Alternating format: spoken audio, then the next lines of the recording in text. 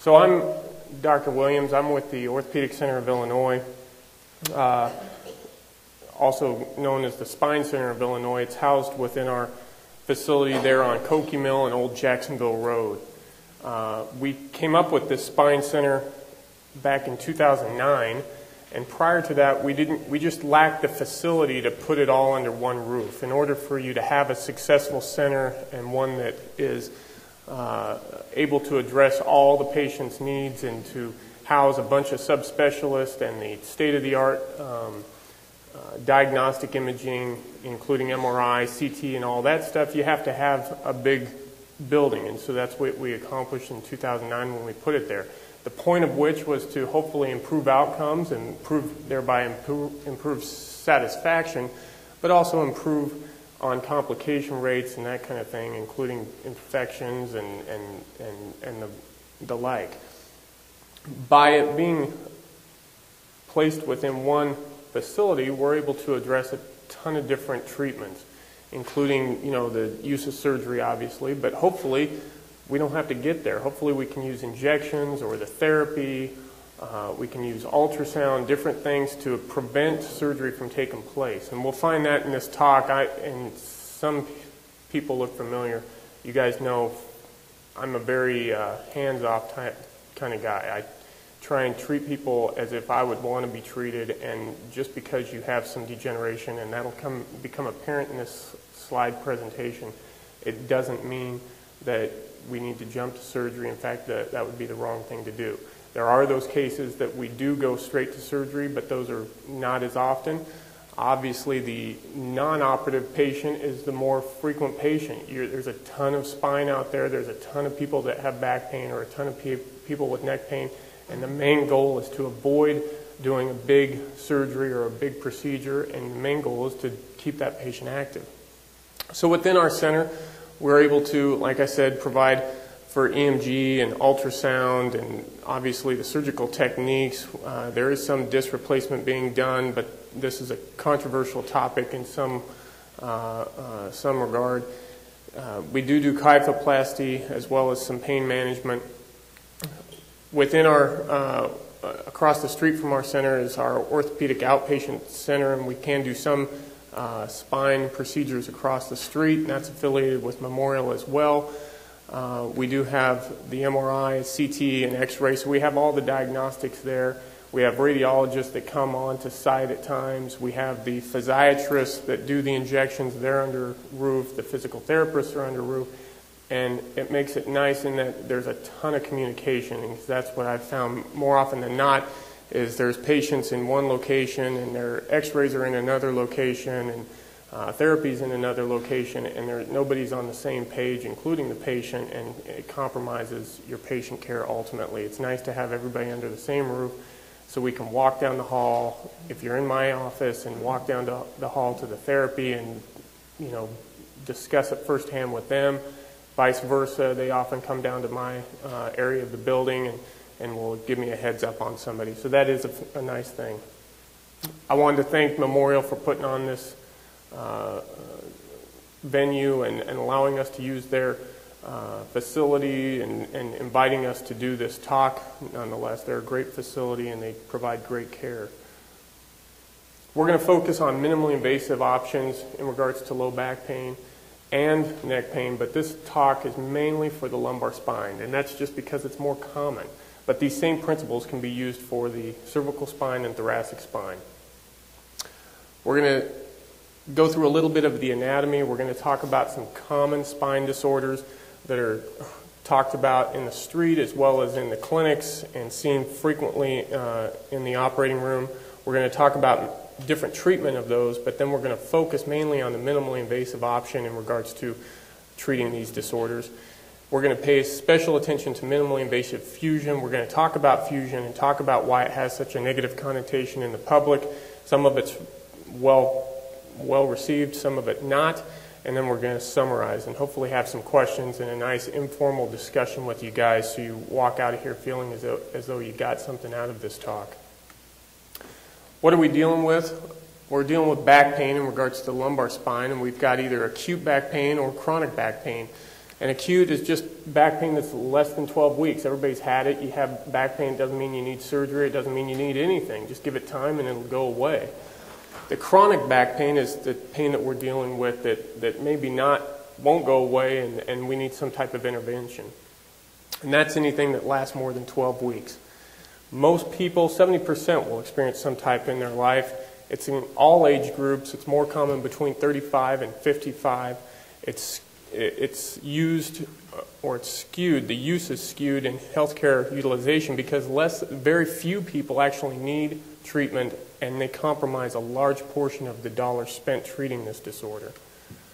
Some of the normal anatomy, some of the players, and you need to know this normal anatomy to know why my back hurts. You have your disc, your joints in your back, the nerves in your back, the bony elements of your back, and then the spinal canal. We're just going to talk about that here. It's in regards to this gentleman here. Why does that area of the spine give us so much problem, and why is it so hard to treat at times? Let's figure that out. Here we go. You have 5 bones in your low back. You have a disc in between each bone. Behind the disc is the nerve that comes down into the leg, and we'll talk about how that causes the sciatic nerve pain. And that's why if there's a problem with the disc, there can sometimes be a problem with the nerve. Behind that nerve is a joint. There's 2 joints for every disc. So if you have 5 bones in your back and 5 discs, you have 10 joints in your back. And these joints are just like a knee, just like a shoulder, and just like an elbow, in that they have arthritis, they get arthritic, and they become a triad, if you will, of the degenerative process between the disc, the joints, and the motion segment above. From the back, these joints become more readable. Here are these 2 joints. Those lines mark out the joint articular surface there. 2 at each level. The nerve is in front of that joint. The disc, again, just showing that juxtaposition with the nerve's exiting, and that disc is sitting right there. There's 2 parts of that disc. The annulus is the outer covering, or the car tire, if you will, and then the inner part, the gelatinous area, which is called the nucleus pulposus. This diagram just kind of shows you how that leg pain starts when you have arthritis or degeneration within your back. Here's a normal foramen. The hole in which that nerve exits is a foramen. And so when that foramen, that hole becomes narrowed because of the arthritis at the joint, and that's kind of what this cartoon is trying to depict, and degeneration at the disc, you start having that pain down that nerve, and people complain of sciatica. This depicts it a little bit more. It's more obvious. You know, you have tons of arthritis, tons of bone spurs. The joints are all large. If we're talking about normal anatomy, let's talk about normal x-rays. Normal x-rays of the low back, again, you have 5 bones. L5 down here, 4, 3, 2, and 1, and then the disc in between each. You don't see the disc because there's not much calcium in the disc compared to the bone, and so they don't show up very well on radiographs. But we kind of get a sense of your alignment with the x-rays. We get standing x-rays so we can see what your body does when the loads are placed on it, because some things aren't apparent if we just got them lying down, or if we just relied on the MRI. I apologize. When we have a standing x-ray, we can tell if there's instability present and how that's contributing to possibly your symptoms. So just for a thorough evaluation, we will always include x-ray even though we have the MRI. Normal MRI, you see much more. You see the disc in between each of the bones. You look at the color, you look at the consistency. I'm going to ask you guys a favor and try and burn this into your mind's eye, because we're going to go back to a normal MRI when we're looking at some of the pathology later, when we're talking about the disorders like stenosis or sciatica or disc herniations. But these discs, nice size, the bones all nicely shaped. There's no misshaping. The spinal canal, you have the spinal cord stops at about L1, and you have the white is the spinal fluid, so you have plenty of room for the nerves. This is your back. The stomach of this individual will be right here, so we're looking at him from the side. Again, this is 5. This is the pelvis down here. So that kind of orients you a little bit more. This head would be up higher, not included in this study. This may be a better diagram, still a normal MRI. Again, we're looking at the color of these discs, the height, just the shape, the fact that if you look behind the vertebral bodies, it's nice and straight down. There's nothing protruding out into the spinal canal. The nerves are all free of any impingement. There's lots of spinal fluid around the nerves. On a normal MRI, there's two images that are key in evaluating. We'll take this image, which is basically slicing an individual from head to toe, with this the stomach and this is the back, and we get a longitudinal look of the patient's spine. But then we get another image in which we come straight across like I'm doing with this laser pointer, and it allows us to kind of look at individual areas. And so this diagram's nicely labeled, but this is the disc, and these are big muscles on either side of the spine that help flex your hips. This is the spinal canal, and you can see it's wide open, lots of white fluid. The nerve roots are cut. You know, we've sliced through, and so they have plenty of room. Here's the bony elements. Here's the tip of the spinous process. That's kind of what you can feel in the middle of your back beneath the skin. Here are those joints that we were talking about, 2 joints for each disc, and here's obviously the abdomen that's nicely labeled up there. So that's normal. Try and burn that in your mind's eye as well. Again, we'll talk about later when we... So what causes our back pain? So we just went over some brief and rather fast-paced anatomy. Now we have a better understanding of what could be causing our back to hurt, you know, with those anatomic structures. When there's problems with one or problems with two, we'll often start seeing pain or experiencing the pain.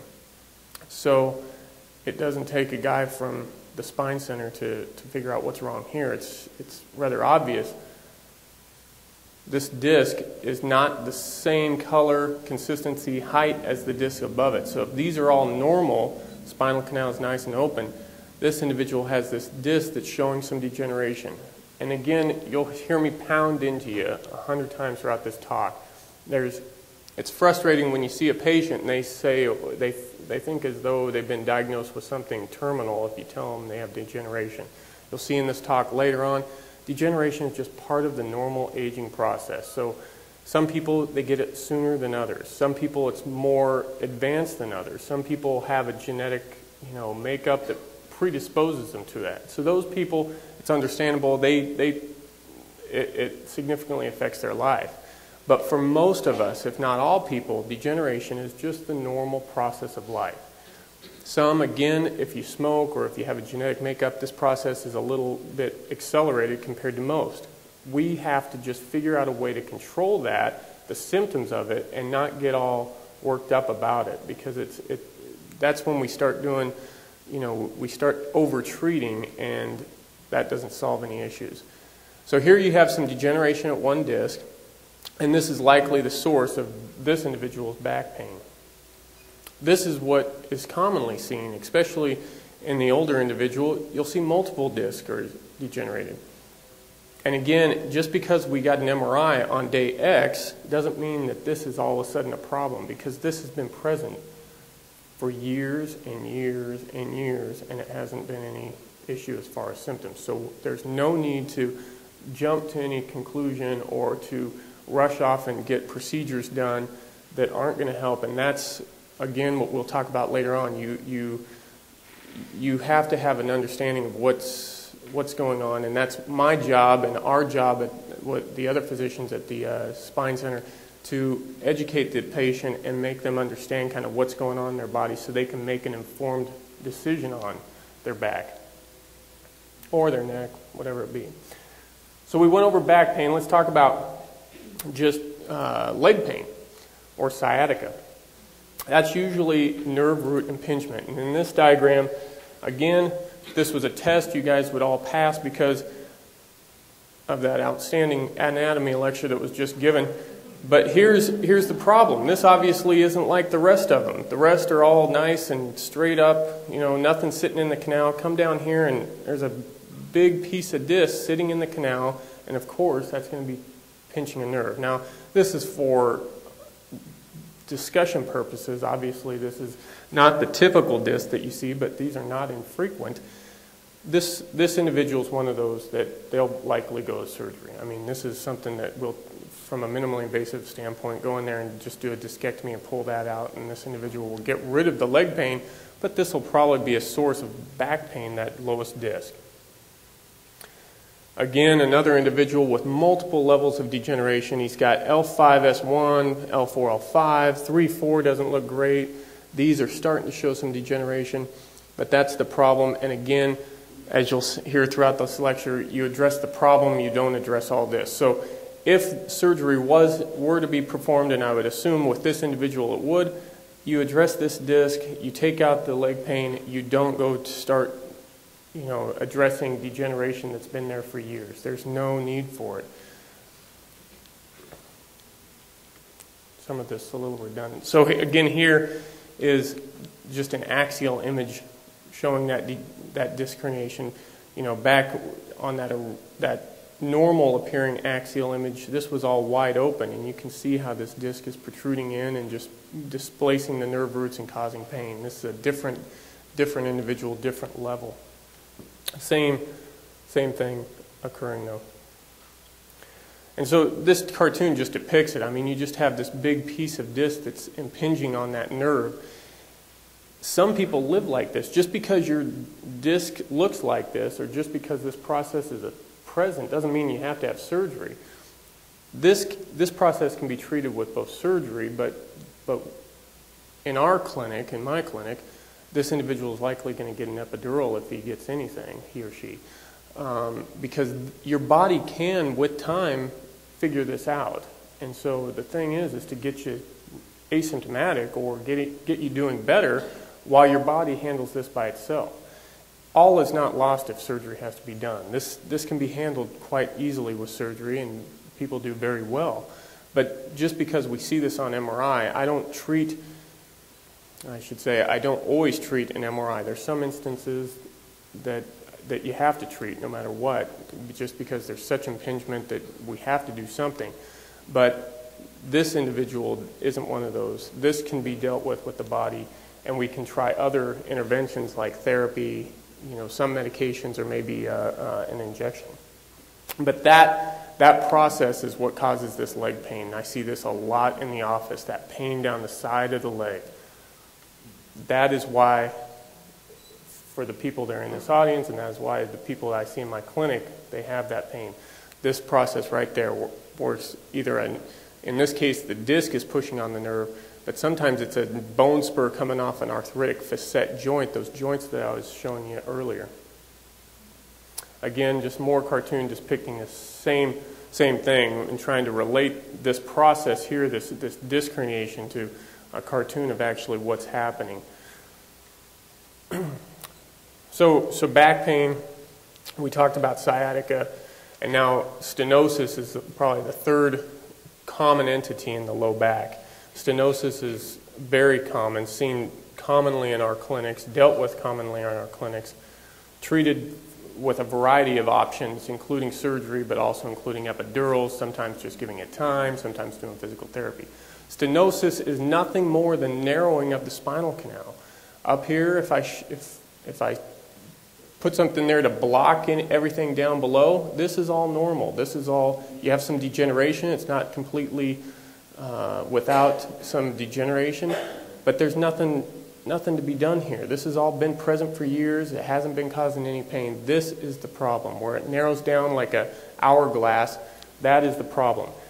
These individuals, we'll talk about the symptoms that these individuals have, but if you looked at their cross-sectional MRI image, here's the disc again. This is their spinal canal, so this is the money part of the image.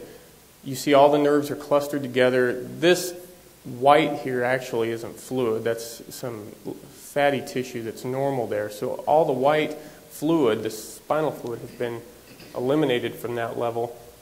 Here it's not as dramatic, but you can still see the spinal canal is just not its normal shape. You see these big bone spurs coming off. What else? The facet joints back here. So this person hasn't had a disc herniation. It's just the arthritis that's finally taken over in the facet joints. The body's natural reaction to that arthritis is to try and stabilize things and build bone spurs and that kind of thing. Well, these bone spurs at some point in time will start pinching on the nerves. That's normal. So it makes it more apparent what we're dealing with here and why these people are having the symptoms they are.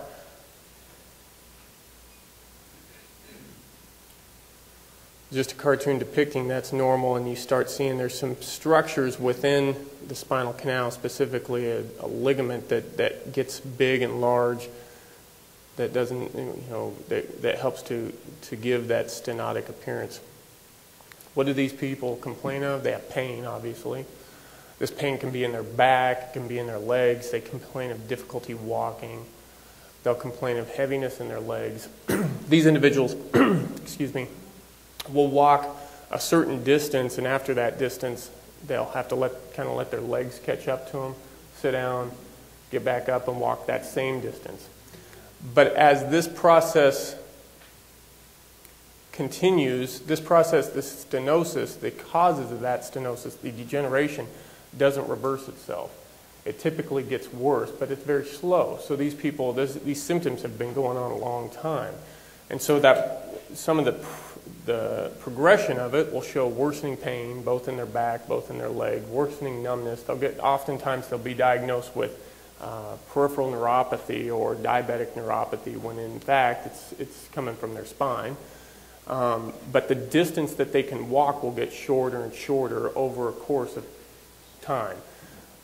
So in year X, they're walking 100 feet, and 2 years later, they may be walking 50 feet. The problem with stenosis is even if we deal with it surgically, that distance doesn't usually increase. We can't get it back. So that's sometimes, depending on the MRI, sometimes when I'll try and force the issue on surgery because I know the results are very good, and you kind of stop that progression, that decrease in the amount of time you can walk. They'll complain of symptoms just like sciatica. They'll have pain just like that diagram showed or that picture showed earlier in the talk, with pain in the side of their leg. That's a classic for these people with stenosis. Here's the big one that but a lot of people are not aware of, their bladder. The same spinal canal that the nerves to the legs occupy, the nerves to the bladder occupy that same spinal canal. So these people will sometimes have bladder issues. They'll complain of frequency or hesitancy, and I always tell people that I liken their bladder to a 5-gallon bucket. It's simple, it's crude, but it's simple. You have a 5-gallon bucket and you're walking around with it. You go to the restroom, and it's usually when it starts spilling over that you go to the restroom. You'll go to the restroom, you think you avoid that 5-gallon bucket, but in fact you don't. You drop it down maybe 2 gallons, so you're walking around with 3 gallons in your bladder. So you're good with that, and then a little bit later it fills back up, starts filling over the brim again, and you're back to the bathroom, you drop it down another 2 gallons. So that's why you have this frequency, and that's why you have this sometimes hesitancy, sometimes you void when you don't want to. So the bladder issues are a problem, and those are usually irreversible as well with stenosis. And again, please don't misunderstand me. I'm not up here telling you all these bad things so everybody goes running out the door thinking they need surgery right now. That's far from the case. But these are issues that the patient, in order to have good insight into what's going on with my body and just for patient education, these are things you go over and you want everybody to understand. People have weakness in their legs. Sometimes it's subtle weakness with stenosis. Sometimes it's profound. And then they'll complain of numbness and tingling. Sometimes this numbness and tingling will be written off as diabetic neuropathy or peripheral neuropathy. So what are the surgical options for these disorders? You have 3 basic ones. You have a laminotomy, which is just where you pick out a selective nerve root, i.e. that disc herniation that we saw earlier. You can go in there, and I'll show you what a laminotomy is, and you just make a little window in the bone, and you can decompress that nerve and pull off that disc fragment and get rid of that leg pain. You can do a laminectomy, which is a little bit more aggressive, and that's for that patient.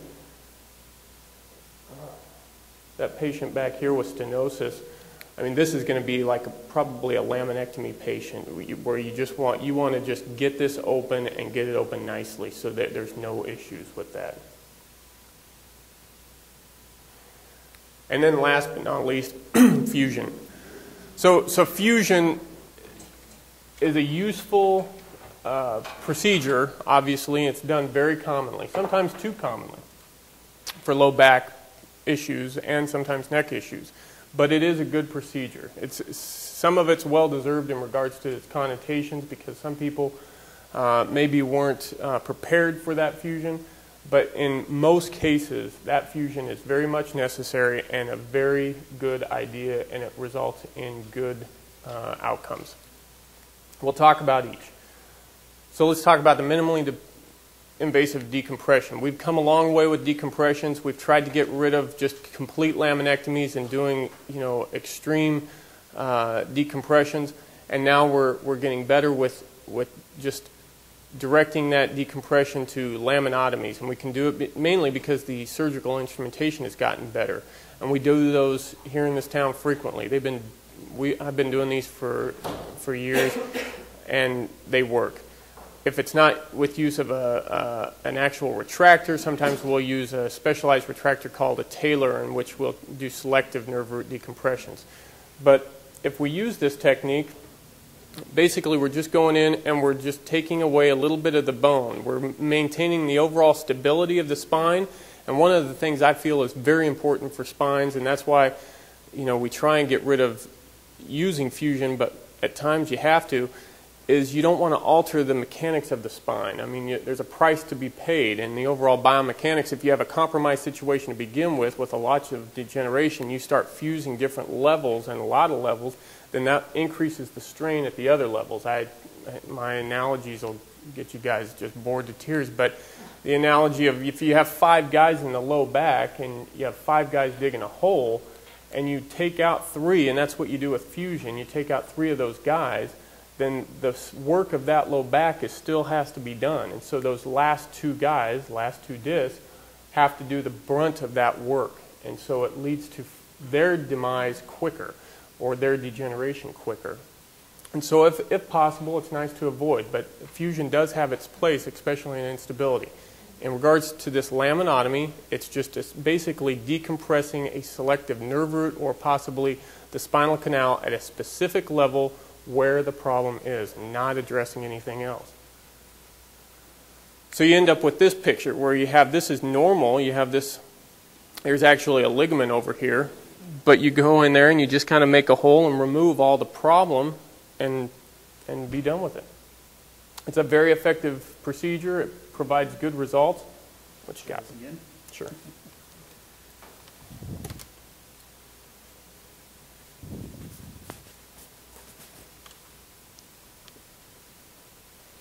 Excellent. So here is one of those images that we were looking at earlier. You have all this stenosis, and this is after the decompression. This is after a laminotomy.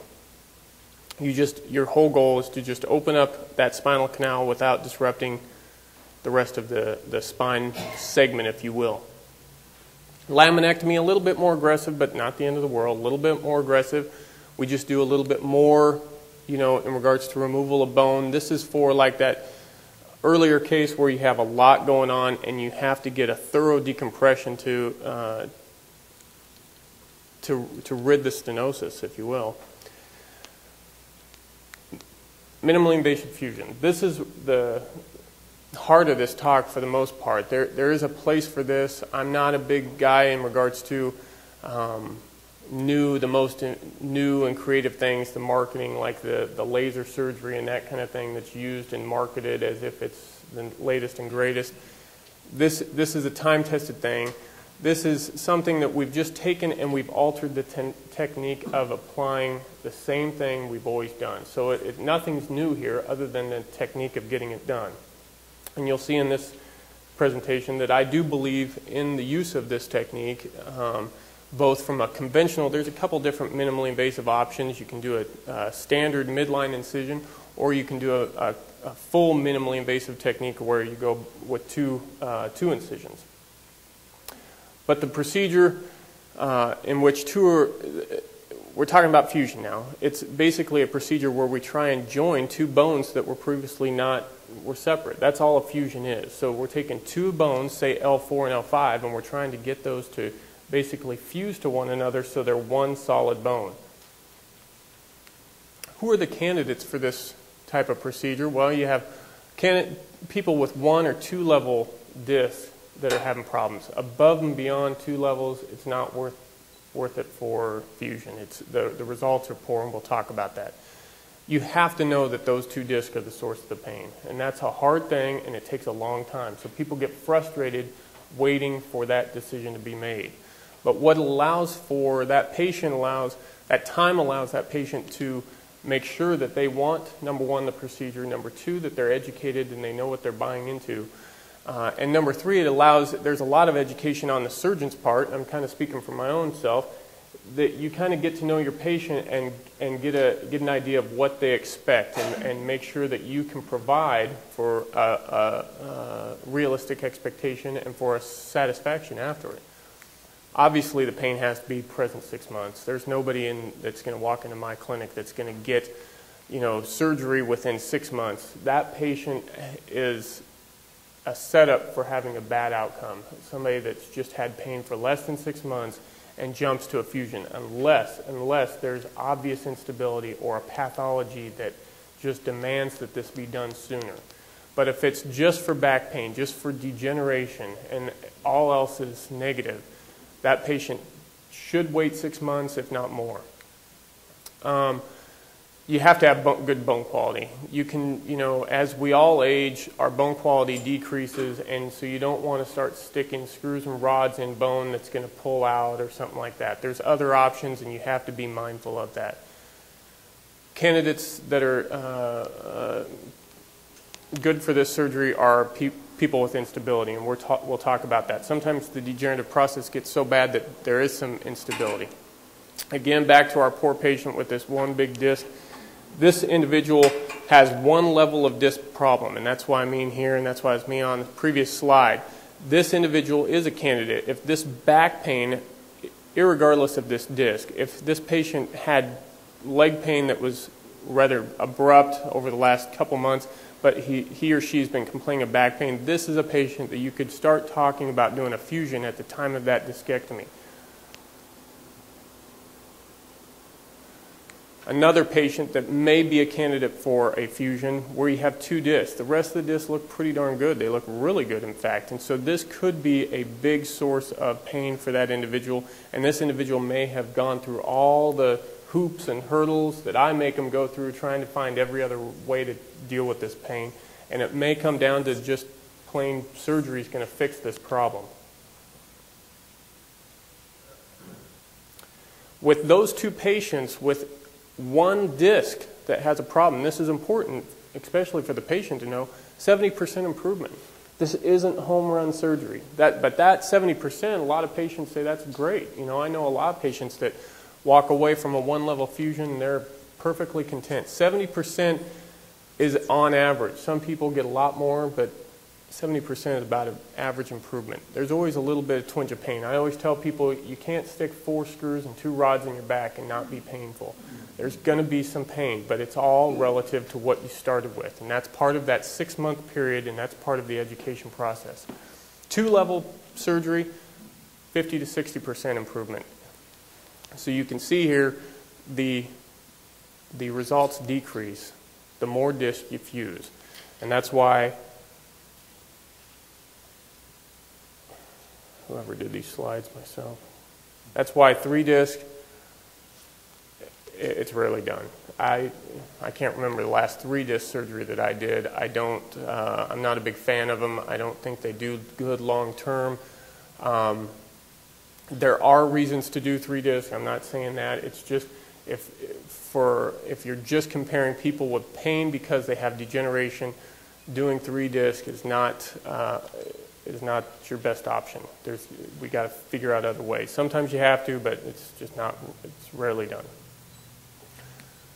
This individual here, not a person that you want to fuse. There's no reason to fuse here. There's multiple discs involved. All of this has been going on in this patient's spine for a long, long time. There's some stenosis. We can deal with that, but there's no reason to stick screws and rods in this patient's back. You're not going to get anything out of it. It's not going to make the outcome better. In fact, it's going to hinder it. Every single disc. Same here. Every disc is involved. That may be the best disc this gentleman has or this lady has. You have some stenosis down here. If anything, that should be dealt with if other options, epidural, steroid injections, physical therapy don't work. The only thing I suggest here is, which is just for conversation, is that there's so much degeneration here, and it's been going on so long that there's changes in the color of the bone here you can see that you don't see at the other disc. So this is likely their main source of pain, and that's why they probably have stenosis at this level. So having said that, this level may need fusion, and that's why we get the x-ray standing and we see what this level does with standing, and with maybe we'll get some flexion extension studies on this individual just to confirm. So this process here is called lumbar spondylosis, but those individuals are not fusion candidates. However, instability is a huge reason to provide fusion. This is a very common thing, more common in women. My nurse just told me today that she's sick of hearing me say that because it makes her feel defective. But this is, bottom line, it is more common in women. And this is typically L4, and this is typically L5, and this is the arthritis at the joint, the degeneration at the disc, and this becomes so pronounced over time, and L5 is so fixed to the pelvis because of the ligaments, and so it hardly moves, that L4 will start slipping forward on L5. And so you have this spinal canal behind L4, spinal canal behind L5, and when that L4 goes forward, it basically malaligns that spinal canal, so it decreases the surface area for those nerve roots, and that's why people get stenotic there. This individual, whether a male or female, does excellent with fusion. Excellent with fusion. In fact, that's the way you should do it. This individual does excellent with surgery for the most part. And this is their MRI. That slip forward, and you start having the stenosis. So fusion, although it has bad connotations, it's the gold standard, and it's also time tested. It really is a good surgery if it's used right. The standard surgical technique back in the day is to really open people up and to strip all those muscles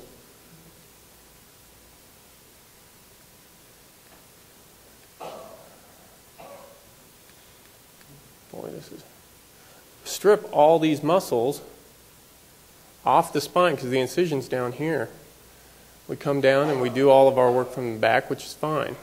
But with the newer technique, we can go in from the side and go split these muscles and not strip them off the bone. And if we do have to strip them off the bone, we can keep it to a very short area and not strip them for so long. And we'll show you that here. I apologize, I'm jumping around, but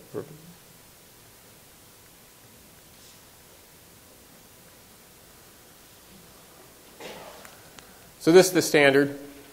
Strip all that muscle off, and then these little screws. It seems barbaric and it looks barbaric, I'll agree, but at the end of the day, this is a very effective method to stop that progression of the slip or to hold it in its proper position and alleviate pain. And this again, just a cartoon depicting that. So minimally invasive fusion,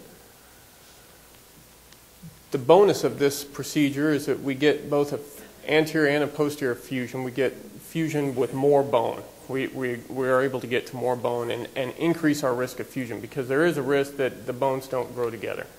We avoid the stripping of the muscle. We avoid the denervation of the muscle. We avoid the devascularization. There's less infection with this. We'll talk about that later with some studies. There's less blood loss with this. It's more cosmetic, and a lot of people that are dealing with pain don't care about that, but it is true. And it works through those muscular planes instead of stripping. Mrs. Stevens, I forget where she's out of, but she compared the minimally invasive technique versus a standard technique. She compared the pressures within the muscle between the two, and overall just showed significant muscle edema and muscle atrophy in the post-op MRIs in patients that underwent the standard procedure. So this MIS technique actually showed better muscle survival than the standard old technique. Dr. Foley out of Tennessee, he showed that the blood loss was less. He showed that the average length of stay in the hospital was much less. He didn't have any complications, which is probably wrong. But, nobody's perfect, and there are always a little complications here or there. Nothing's perfect, and so I'm not going to lead you down that road. But the narcotic use was limited to only 4 weeks. And this is a big thing for me. It's a personal thing with me, and I hate narcotic use. I think it just destroys people, and so if you can avoid it, it's a good thing. And then Dr. Schwinder out of Twin Cities looked at 49 patients. He had an 18-month follow-up. He had less blood loss. He had a hospital stay similar to Foley's. He had 2 complications, so he's maybe real. Which is not bad at all, and those can be easily corrected. And then he had the summary of it offers several advantages. So this has been looked at, and these studies have been around, and there's more studies that have come to light. So let's look at one particular patient. Here's a gentleman who has, or a lady who has, degeneration within one disc. You can see the disc-based collapse on the standing upright x-rays. And we're going to attack this from a minimally invasive approach. This is all the instruments, and that's why this procedure is not done at just any old facility, but you're going to have to come to Memorial or St. John, because this is all the instruments that have to be used in order to get this process done. There's also use of intraoperative x-ray. So the 2 incisions are done on the side instead of the midline. The surgery itself is done through cannulas, where you actually work through with specialized retractors, and that's the reason for that slide that we just looked at, where there's just tons of instruments laying around. You have to use all those instruments in order to get the job done. And this is kind of your view.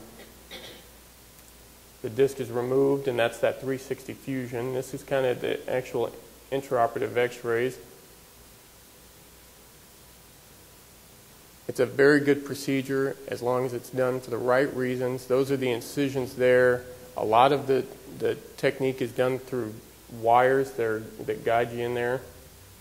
And then the final construct, you have your 4 screws and your 2 rods, which is very aggressive, and I admit, but in special cases, that's what you need. That's what has to occur in order for the process to be addressed. And those are the incisions. Smaller incisions, less blood loss, less surgical time, less time in the hospital. So this is my experience. I have, and I will agree with Dr. Foley and Dr. Schwinder, there is a significant amount of less blood loss. There is less surgical time. There's much less days in the hospital. I have noted less post-op pain. Patients are typically going home the day after surgery or the day thereafter, and they rehab a lot better. This is a huge area of the minimally invasive technique is revision surgery, where surgery has been done before. So in this individual's case, this gentleman had undergone a previous fusion where they just didn't get the screws in the proper position. They lacked certain screws, and so we took them back, removed some of that, and placed the proper screws at these locations and removed all that using minimally invasive technique. Now, the benefit of using the MIS technique for revision surgery is you avoid all that scar, because now that individual has a ton of scar that you have to work through, and that scar will increase the complication rate. So in summary, I'm done talking. You guys are hot. It's hot in here. You gotta have realistic expectations. You have to. That's your surgeon's job. That's the job of any clinician that you see, and I make it a personal thing at our facility there at Orthopedic Center to educate the patients, and so they have a realistic expectation. You have to have that. You have to treat the problem areas. Less is more. Don't start just treating all the levels of degeneration. Focus on the problem. Choose the right candidate, and the right candidate is that patient that has pain, the pain matches the problem, and that person is educated and knows what they're getting into, knows what the problem is. There's multiple new promising techniques being developed, and so a lot of times maybe you're not a surgical candidate now, but some of the stuff in the pipelines, you will be a surgical candidate. I always tell people that are really anxious to get surgery that if you just give it time, if you just deal with it and don't burn any bridges by having surgery, those new developments will be available to you. But if you start jumping at things and burning bridges, that's when you don't want to do that, because then these new techniques won't be available. Know that the limits and the limitations and the benefits of each technique. I truly feel, in fact I know, that this minimally invasive technique is superior. Again, it's not some newfangled thing. We're doing the same procedure just with a different technique. So it's time tested. Multi-level degeneration. Again, walk away tonight knowing that this is years in the making. It doesn't mean it's the end of the world. That's part of the normal aging process. It's like gray hair. Who cares? Degeneration, just because you've been told that you have some degeneration, all's not lost. This isn't a tumor or something. It's the normal aging process. And again, what's needed for success? Realistic expectations. I can't say that enough. Understand and patient education, and then the proper surgical plan and technique. So, thank you.